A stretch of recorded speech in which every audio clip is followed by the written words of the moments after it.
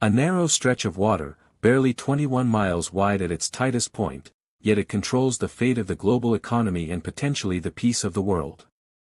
In early 2026, amid escalating conflict between the US, Israel, and Iran, the Strait of Hormuz was effectively closed to much Western shipping. Tanker traffic plummeted from over 100 vessels per day to just a handful. Iran's actions disrupted roughly 11 million barrels of oil per day, sending shockwaves through energy markets worldwide. Even with Pakistan's recent mediation pushing for a 2-week ceasefire and partial reopening, the situation remains fragile. How can one tiny geographic choke point decide between global peace or devastating war? Why does this single waterway hold such outsized power over your daily life and the world economy? Today, we break down why the Strait of Hormuz is the most dangerous choke point on Earth and what the latest crisis reveals about our fragile global system. The Strait of Hormuz connects the Persian Gulf to the Gulf of Oman and the open Arabian Sea. It's the only maritime exit for oil and gas from major producers like Saudi Arabia, Iraq, UAE, Kuwait, and Qatar. At its narrowest, it's just 21 miles, about 33 to 39 kilometers, across, with tightly restricted shipping channels.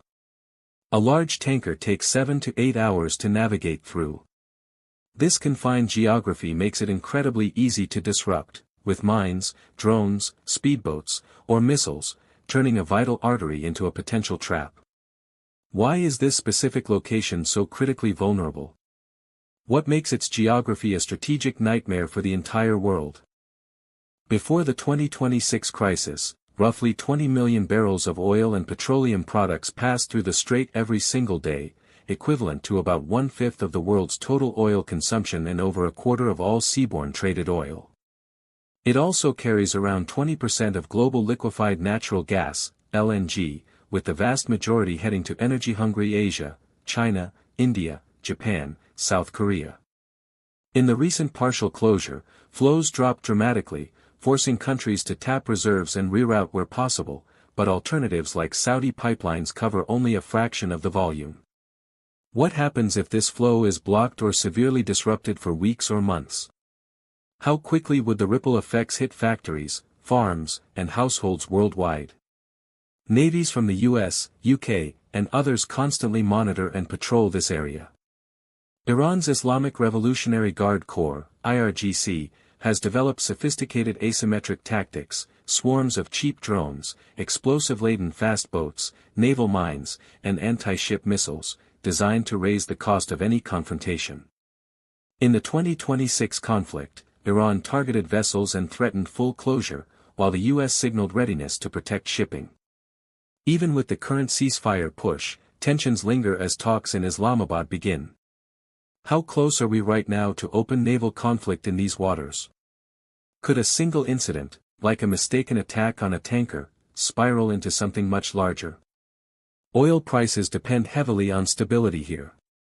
Even the threat of disruption sends Brent crude soaring, as we saw in early 2026 when Goldman Sachs revised forecasts upward due to the supply shock. Higher energy costs mean more expensive transportation, manufacturing, fertilizers, plastics, and food, hitting cost of living everywhere. Asia, which receives 80–89% of the oil passing through, feels it first, but the pain spreads globally through inflation and supply chain delays. Would your cost of living skyrocket if fuel prices doubled or tripled? How would higher energy bills affect jobs, travel, and everyday goods in your country? Control of the strait equals immense leverage. Iran has long viewed it as a deterrent. The ability to threaten disruption gives it asymmetric power against superior military forces. The US and its allies insist on freedom of navigation as a core interest. No single country owns it, but geography and military posture give Iran significant influence over who passes safely. Who really controls the Strait of Hormuz in practice? Geography, Iran, the US Navy, or mutual deterrence? What does this reveal about how modern power works beyond traditional weapons? Past tensions have repeatedly brought the world close to the edge. During the 1980s Iran-Iraq tanker war, hundreds of ships were attacked, insurance rates skyrocketed, and the U.S. Navy escorted tankers under reflagging operations. In 2019, mysterious attacks damaged multiple tankers near the strait. Similar incidents have flared up multiple times since. Are we heading down the same dangerous path again in 2026? What lessons from history are we forgetting, or repeating, right now? Today's threats go far beyond traditional naval battles. Cheap drones, autonomous speedboats, naval mines, cyber disruptions, and even GPS spoofing make escalation unpredictable and hard to contain. A few low-cost weapons can paralyze high-value shipping and force massive military responses. In the current crisis, attacks on vessels and facilities have already raised insurance costs and deterred shipping companies. Is modern hybrid warfare making conflicts in choke points like this harder to control or de-escalate? How do drones and cyber tools change the balance between big powers and determine smaller actors? The entire world still depends heavily on this one fragile route for energy security. While countries are diversifying and building reserves, the transition away from such vulnerabilities is slow. Renewables help long-term, but oil and LNG remain critical now. The 2026 disruptions have highlighted how over-reliance on single choke points turns regional conflicts into global economic crises. Should countries aggressively reduce reliance on the Strait of Hormuz through pipelines, more LNG terminals, or faster green energy shifts?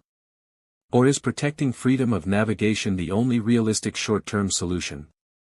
One choke point, enormous global consequences.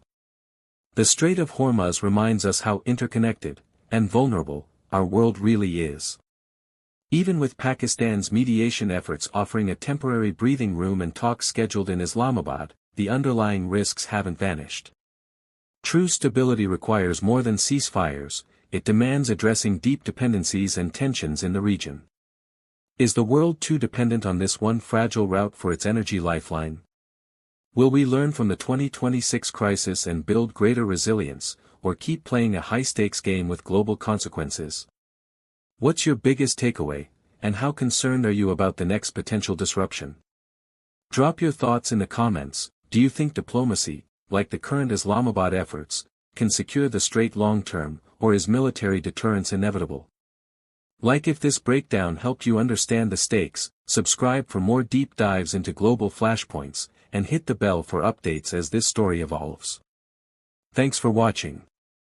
In a world of tight choke points, staying informed is your best defense. This is Infinity AI TV.